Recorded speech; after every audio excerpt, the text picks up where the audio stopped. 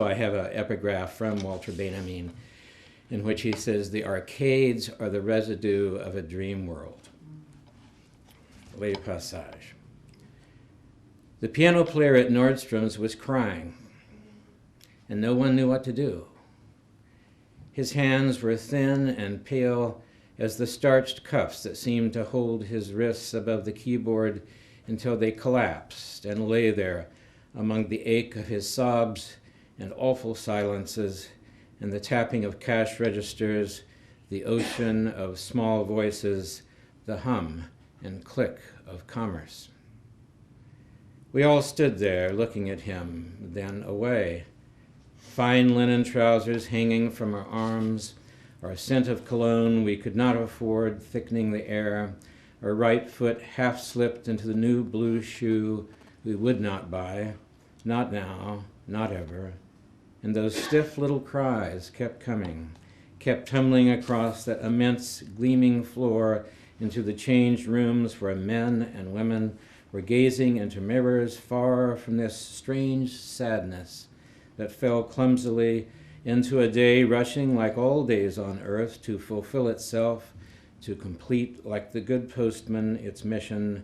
And so we paused in the crumbling silence until the fragile, cautious tones of autumn leaves began to drift through the aisles and around the glittering display cases, as if a dream, a great dream, were being dreamed again.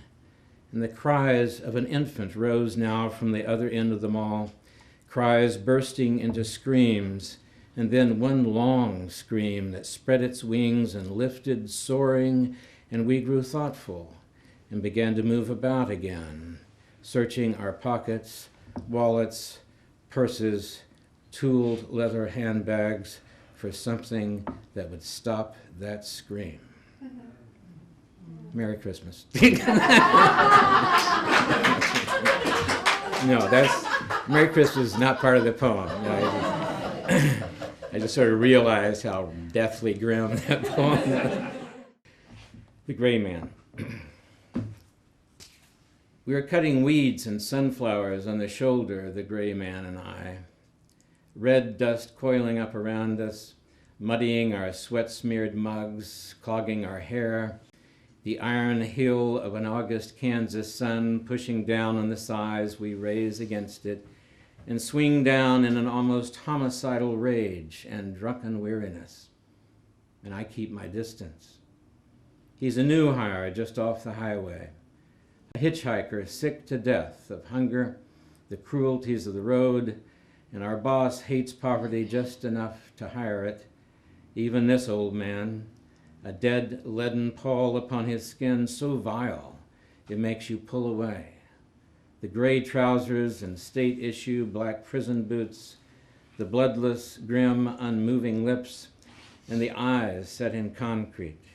Dark hallways that lead to darker rooms down somewhere in the basement of the soul's despair. 2 weeks. He hasn't said a word. He's a goddamn ghost, I tell my father. Light flashes from his scythe as he decapitates big clumps of yellow blooms, a flailing, brutal war against the lords of labor, I suppose, against the state, the world, himself, who knows. When we break, I watch the canteen's water bleed from the corners of his mouth, a spreading wound across his shirt, the way he spits into the swollen pile of blue stem and rank bindweed as if he hates it and everything that grows, a hatred that has roots and thickens, twisting, snarled around itself. A lizard wanders into sunlight and he hacks at it, chopping clods until dust clouds rise like mist around him. And then he speaks in a kind of shattering of glass, cutting through the hot wind sigh, the fear. Love thine enemy.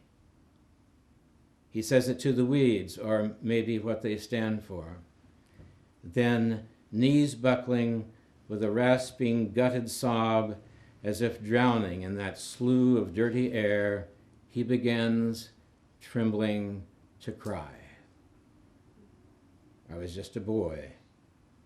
The plains wind leaned against the uncut weeds. High wires hummed with human voices in their travail. In the highway I had worked but never traveled lay across the fields and vanished in that distant gray where day meets night. On the waterfront. Know thyself. Flashlight in hand, I stand just inside the door in my starched white shirt, red jacket nailed shut by 6 gold buttons, and a plastic black bow tie, a sort of smaller movie screen reflecting back the larger one.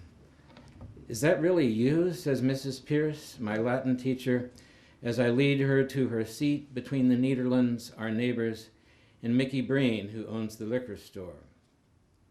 Walking back, I see their faces bright and childlike in the mirrored glare of a tragic winter New York sky. I know them all. These small town worried faces, these natives of the known, the real, a highway and brown fields. And New York is a foreign land, the waterfront, unions, priests, the tugboat's moan, exotic as Siam or Casablanca. I have seen this movie 7 times, memorized the lines. Edie, raised by nuns, pleading, praying really, isn't everybody a part of everybody else? And Terry, angry, stunned with guilt, quit worrying about the truth, worry about yourself.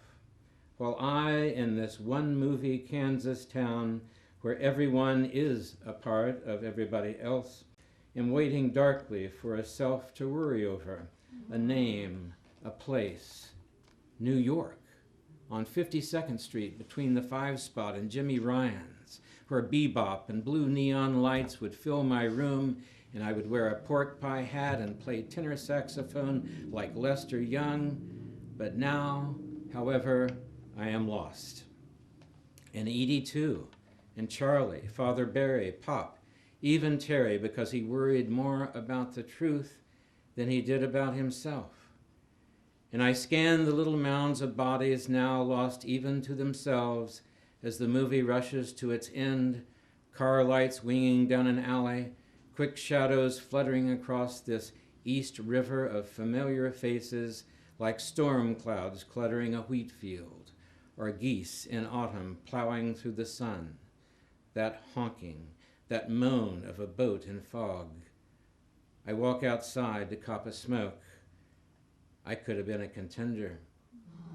I could have been somebody instead of who I am. And look across the street at the Army-Navy store where we would try on gas masks and Elmer Fox would let us hold the Purple Hearts. But it's over now and they are leaving. Good night, Mr. Niederland. Good night, Mrs. Niederland. Good night, Mick. Good night, Mrs. Pierce. As she, a woman who has lived alone for 40 years, and for 2 of those has suffered through my botched translations from the Latin tongue, smiles, nosce te ipsum, and I have no idea what she means.